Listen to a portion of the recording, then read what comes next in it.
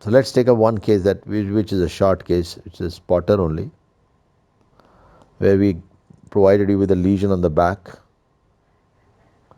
which was a nevus that had undergone a change. I'm so glad everybody answered beautifully, and the amongst the better answers we have Manya, we have Naveen answering very well, almost completely. Now this is to be taken as malignant nevus if it changes color or starts itching, starts discharging, starts expanding. All these features should be suspicious of a carcinoma, a melanoma, and usually it is not directly a factor of ultraviolet rays, but a nevus is a factor, and junctional nevus is more likely to be a case. So when you are looking for, it was in the back actually, it started discharging, it's become itchy. The idea was to make you realize that you'll treat it as a melanoma unless proven otherwise. And rightly said, most people answered correctly. An edge biopsy with depth should be taken down to the fascia, and we must make a point that we should take a biopsy from an area that can be covered in the incision later on when you're doing. See, I'll show it now. Take an edge biopsy, but don't expand it beyond a point. Now the depth is for the Breslow staging and also the staging for malignant melanoma, which I will not discuss here because it was a very short spotter for all of you to understand as to what should be done. And what did we do? We then, after incisional biopsy, we got a diagnosis of malignant melanoma along with immunohistochemistry, and we knew the depth, which I am not discussing here. So patient was taken up for surgery, which can be a wide local excision. This was the lesion. So wide local excision could mean about 2 centimeters all around. Some books say 1 to 1.5 centimeter, but importantly it's the depth. And you should always have the length more towards the lymphatic drainage site. And you should also look for certain, here I didn't mention, must look for satellite nodules and also in transit nodules. The in transit nodules are actually along the spread. When the spread happens, I think I'll take that, lymphatic, hematogenous, and of course direct, deep. Lymphatic is usually by either embolic method or permeation. Permeation is where it grows along the lymphatics like a snake. So this is when you can actually get the in-transit nodules, and they should be looked for, and they'll depend on the drainage area. So we should examine the inguinal lymph nodes carefully, both sides, and exclude in-transit nodules. Then hematogenous will of course involve getting the X-ray chest, ultrasound abdomen. Some people say you get a CT, the guidelines for it. And if it's an early lesion, it may not be present. I mean, ultrasound is for liver, so you look for liver, lungs, brain, bones, and find out the metastasis if you can, because accordingly you will decide whether the patient needs surgery first or chemotherapy first.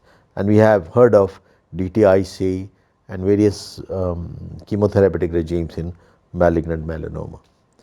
Now in this case, this was the lesion. We had an option to actually go wide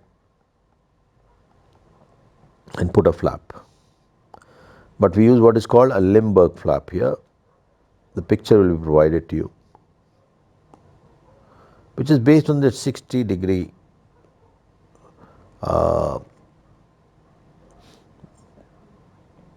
rhomboid.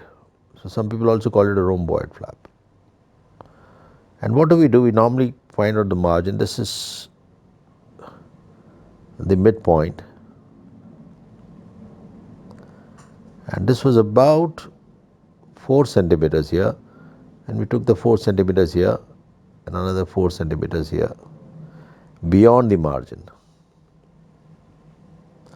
and then all angles are 60 degrees. So we can take it here, we can take it here. We took it here 60 degree, which is parallel to this.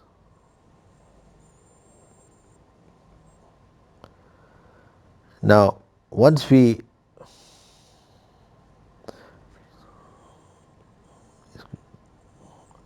I'll draw it again so that you can understand it better. First, the concept of Limberg flap, very commonly done in pilonidal sinus. Suppose this is 4 centimeter, this is 4, this is 4, this is 4, this is 4, this is 4, and this is also 4. We draw either side, we can take it. We make it 4 centimeter here, and then we draw a parallel line to this, right? And this is a straight line here. You don't go there. But the lesion is excised, so we are left with a defect which is like this. While this is intact.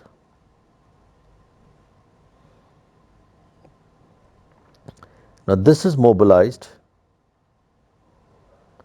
X, which should fit in here.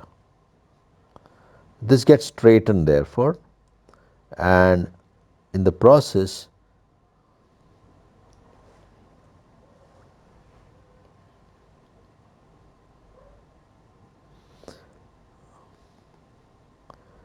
this would be moved up. So what do we achieve? This X will fit in here and it will automatically get closed. That's a Limberg flap. This is, it falls in a straight line and we close this defect. That's a rhomboid flap.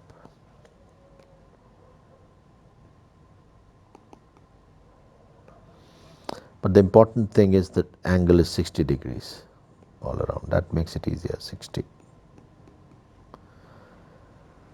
And actually it moves like this. Y comes here, X goes here. So X comes here, Y comes here.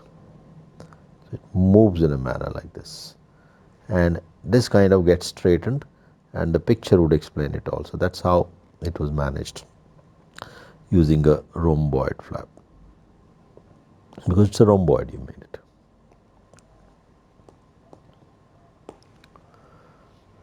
Patient will be subjected to chemotherapy now.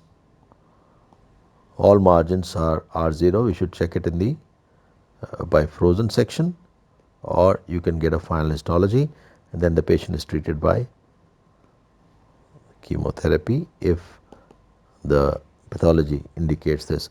Importantly, we need to know the depth. Depth is very important in melanomas.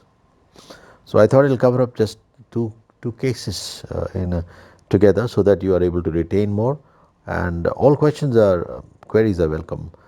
Most of you answered very well. I must compliment you, and I must share with you that a lot of answers given by undergraduates were at par with the postgraduates. And I can't name all, but yes, Naveen, Rishabh, Manya, then the Cheshta answer, which is probably will be discussed in the next scenario, which is related to the barium swallow. But most of the answers were very good, and I'm extremely happy. I hope you enjoy it as much as I enjoy getting it to you. Thank you very much.